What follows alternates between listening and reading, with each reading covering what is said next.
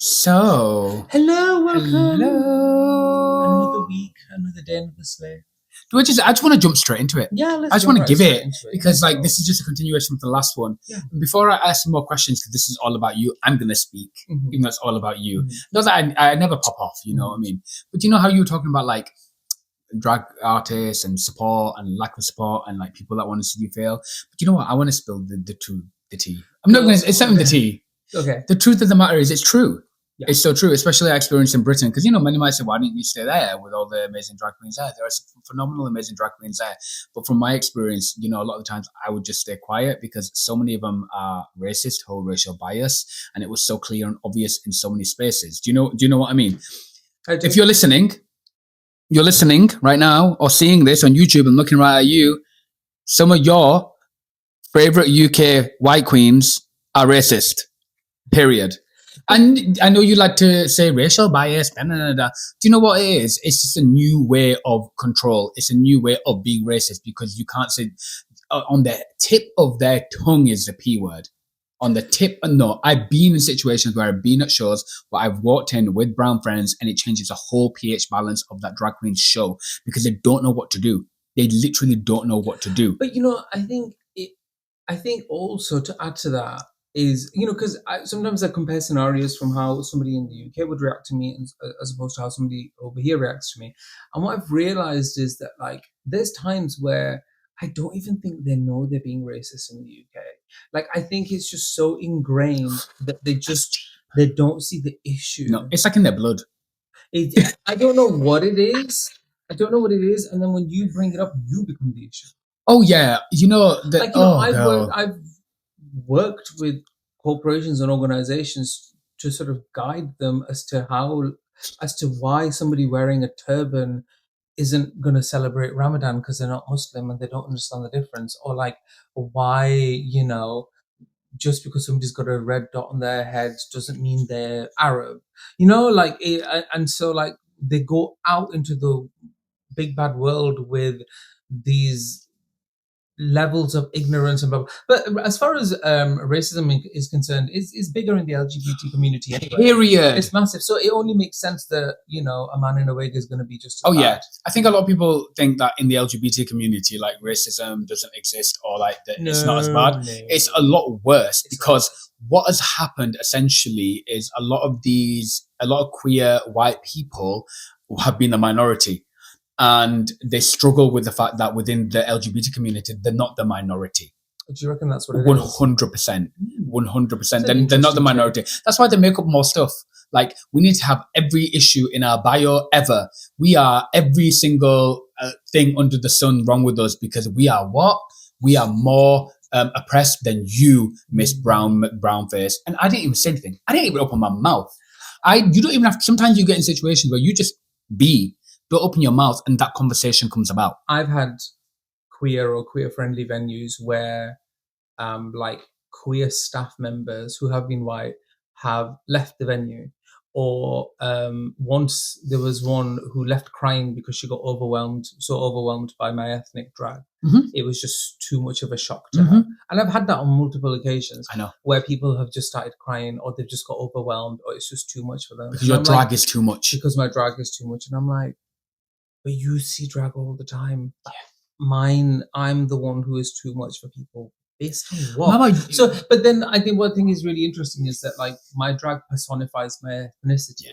That's the thing. So, like, that overwhelm, that too much, it still exists in some iteration in people. But that's the thing. I want to, you know, drag queens, drag artists in the UK. Yeah. What did Bushra do to you?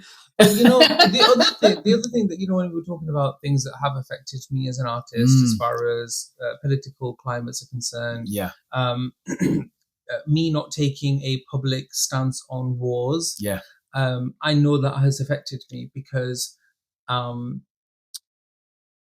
I haven't come out saying, because I just don't want people to die, and I didn't realize that is such a radical belief. I just don't want people to die, regardless of who they are. You know, so it's like, if you're not actively like that, then they're gonna fill in the blanks. I see it with big drag queens. You know, there's major drag queens who have not taken those type of political stances, and people fill in the blanks for them. And I'm like, what It's are you doing? wild. What are you People doing? literally make up stuff out of thin air. To add to that, whilst I've been here, India and Pakistan have been at war. Yeah. So I mean, it lasted 4 minutes, but it was enough to do damage. Yeah. So I don't know whether they did it to me or not, but I saw certain big A-list Pakistani actors whose content was banned in India. You couldn't view it. But then you even had people who were actively like, oh, are you what's your ethnicity? Is it Indian or Pakistani? And once you said it was Pakistani, they stopped talking to me. They stopped engaging. And that was me you. trying to like connect and make friends. Yeah, and that was a real harsh reality. It was another lesson because my audiences are broad.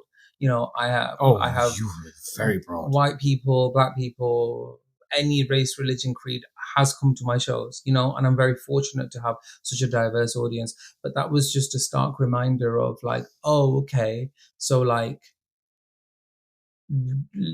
divisions and lines have been drawn, and I was always under the assumption, and I still hold true to it, that, you know, artists transcend all of that. You know, art is for everybody, art is for all. But it was very disheartening, and just seeing these A-list artists just take sides and you know, stand behind war. And I was like, and you know, of course, the smaller artist is going to get screwed because I'm not taking those stances. I'm trying to hold true to my values, and I'm trying to be there for everyone. I mean, you know, one of the shows, we had like a third of the population was South Asian or Indian. A third of the population? Sorry, a third of my audience. Oh, yeah. They didn't turn up. Yeah, I remember that day. They didn't turn up to my show. And it was right during the time of what was this going on? India-Pakistan war thing. And I was like, oh, okay, so like you see neon signs on my forehead, and there's so many people who are only willing to support you once you're doing something that's cool, hip. Everybody celebrates success. That's absolutely fine. Yeah. So listen, if you've supported me during my time of need, I have your name, number, email. When I'm able to repay you back, trust and believe you will be repaid back tenfold. And don't get me wrong, there's lovely people on all sides. You know, God, I'm a mess today.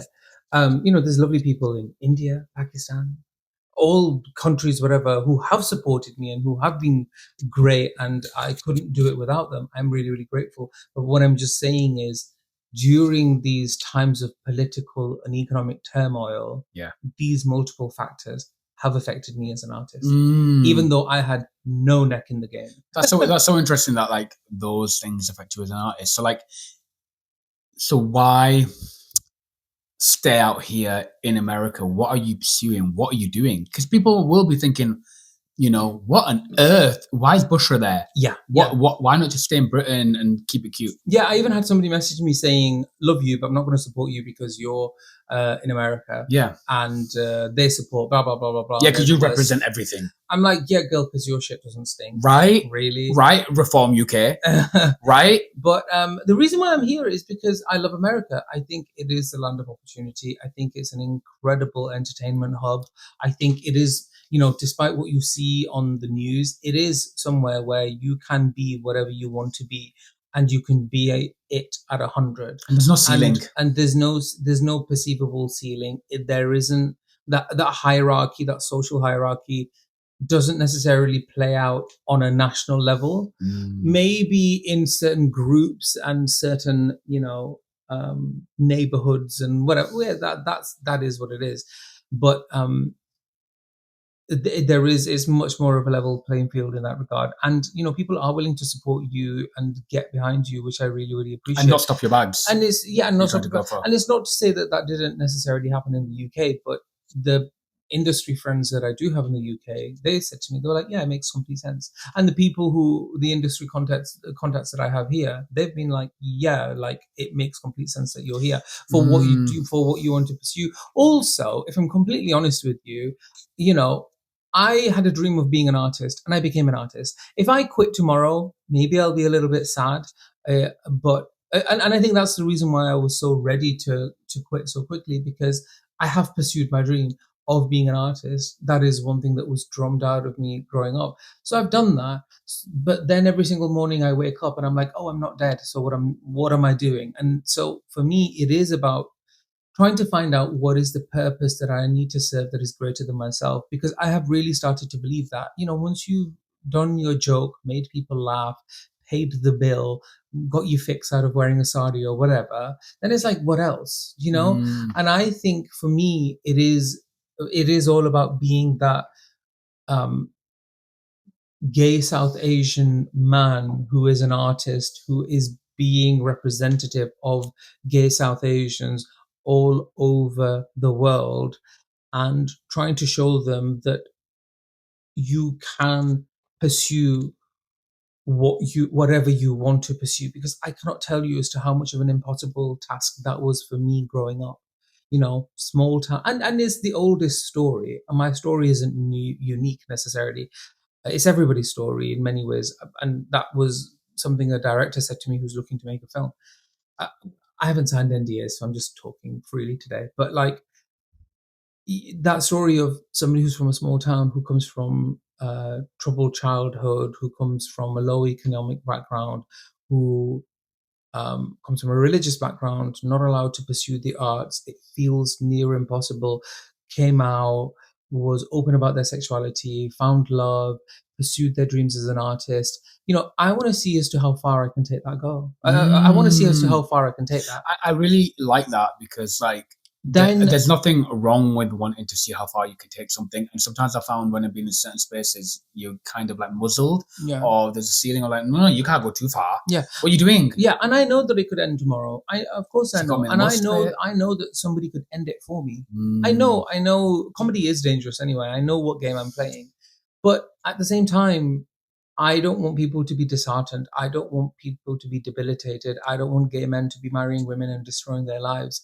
I want them to be able to live their open and honest truth. Now I'm beginning to see more queer South Asian drag artists prop up, and they It's do amazing. message me and they do give me props. And I don't care for the props, but what I really like is that they're able to do what they want to do, Yeah. because they have seen a delusional brown bitch performing in Manhattan at an iconic cabaret venue, and they're like, do you know what?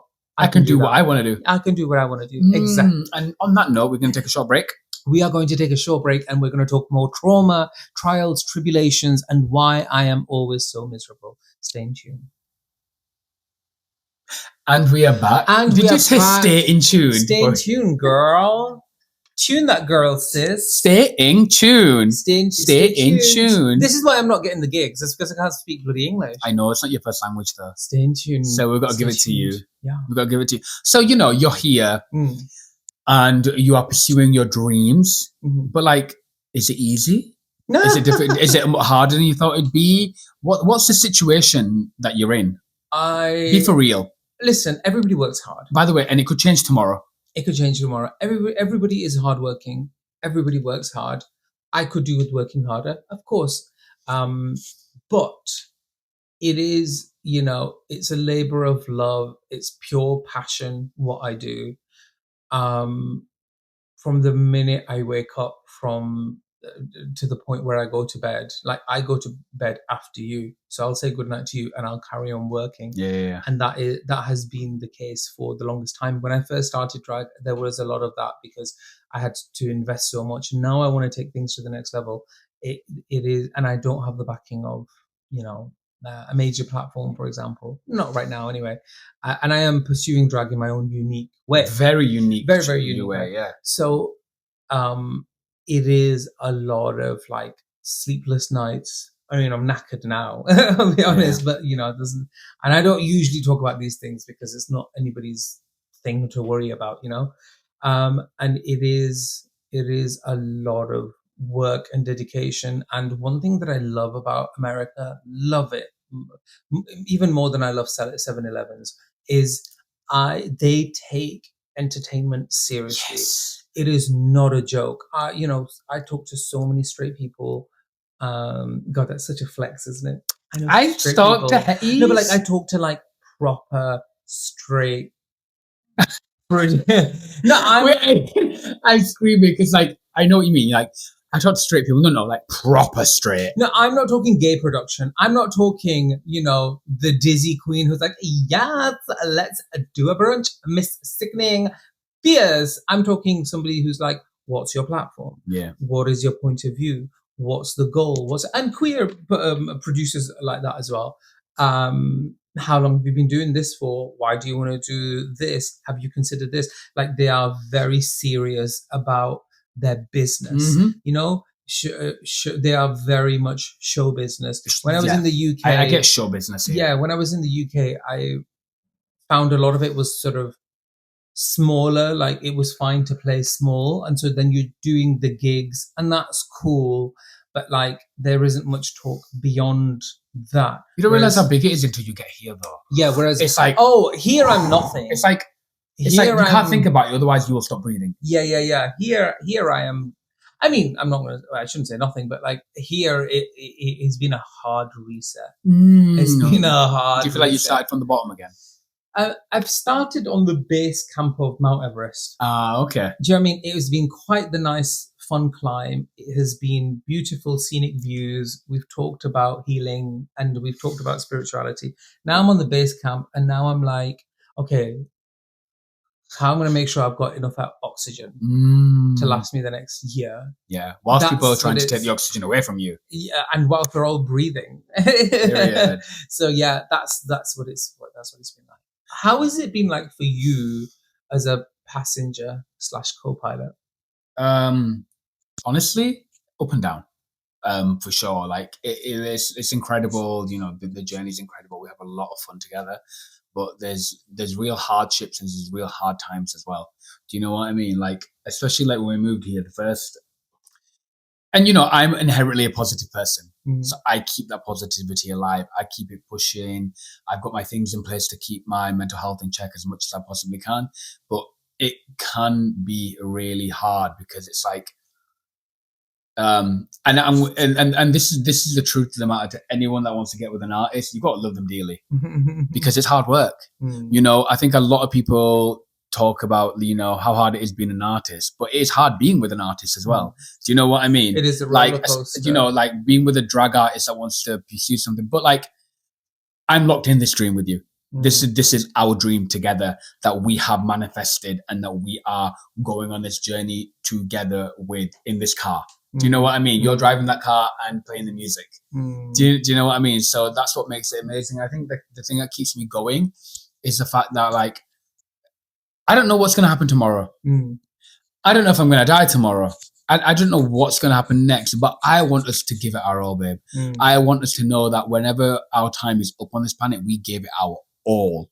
And like, people keep me going, those small brown kids that will be like, love you guys, parents, happy pride, they keep you going, they keep you pushing because you're making a difference in those lives, and like, it keeps you going. But like, there are days where it's like, oh my God, when's it gonna actually get better? When's the break gonna come? When's the thing gonna come? And it is hard because the truth of the matter is, as much as you try your brain to rewire it, you will see people that are like, the queens that will get on Drag Race, the queens that will do the thing, the queens that will do this. I'm like, in the nicest way, you're not that great, some of you.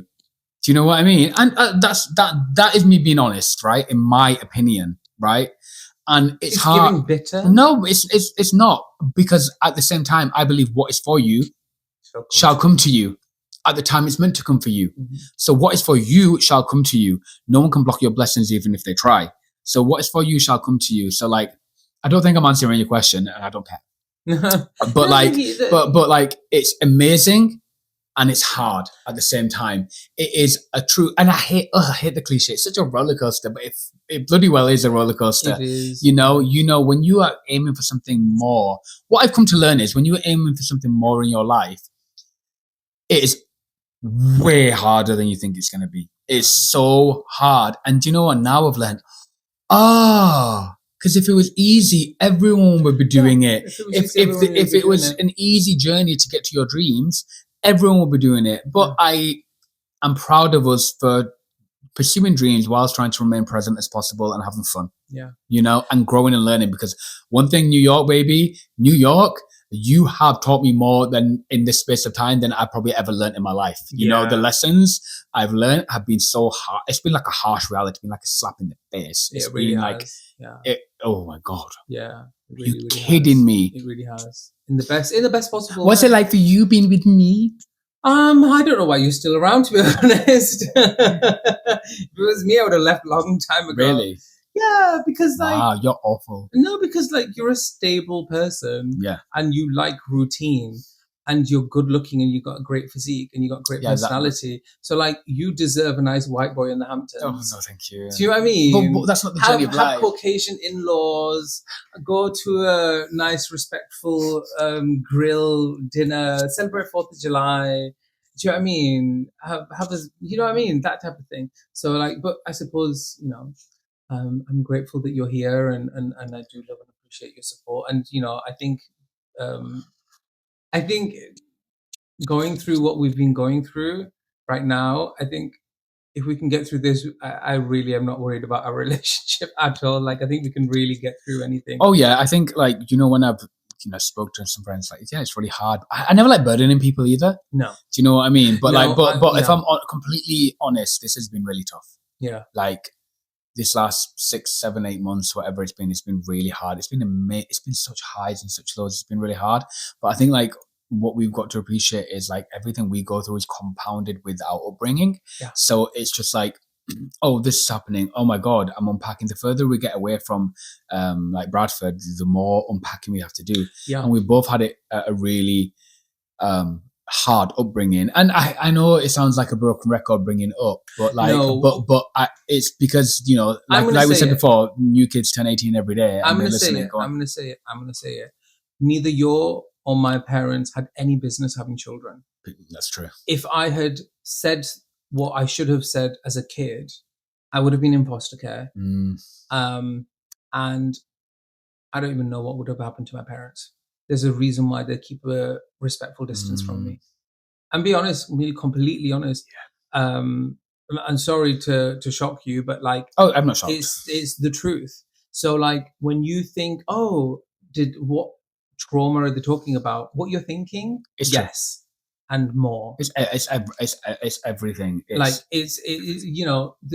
I mean, I'll give you a very small example of for me, Matilda was relatable, and not in a fantastical way. I knew Miss Trunchbull. Mm-hmm. I watched Mommy Dearest. I thought, oh, cult classic, gay iconic movie. When I was watching it, I was like, this is far too relatable for me. This doesn't feel like a camp comedy, a dark comedy type of film. This is just real. See, a lot of gay and people don't compute that. But the other thing that I wanted to also say, sorry to cut you off, is don't underestimate the power of people's love and support, because that is something I've always loved the press. The press has been phenomenal in supporting you and me and our story and people within the entertainment world. And I get why people like us flock to the entertainment world. It is a safe haven for us. And now that that's being attacked and dismantled is devastating. And secondly, the power and love and sheer support of people. I'm holding back tears, but I cannot tell you how incredible that has been. If you think I don't see that message, somebody has written me a long email that I'm going to reply to, just talking about how much what I've done and me bringing a smile to their face has done for them and their well-being. And I can't be, if you've ever liked, commented, subscribed, laughed, whatever, I'm so grateful on behalf of both of us for that love and support, because that what we've given to you, you've given us back tenfold. Yes, that's very, very true. Yeah. I think we should end on that note. I think so. We'll come back happier. Yeah, we will. Yeah, we've not done it a while, so I feel like we're rusty and we're raw. Raw and rusty. Raw and rusty. Coming to you. Raw and rusty. My name in prison. Run, don't walk to the latest happenings of Raw and Rusty. What's going to go down there? You just have to take 10 short train rides to Mexico. Oh my God. Bye.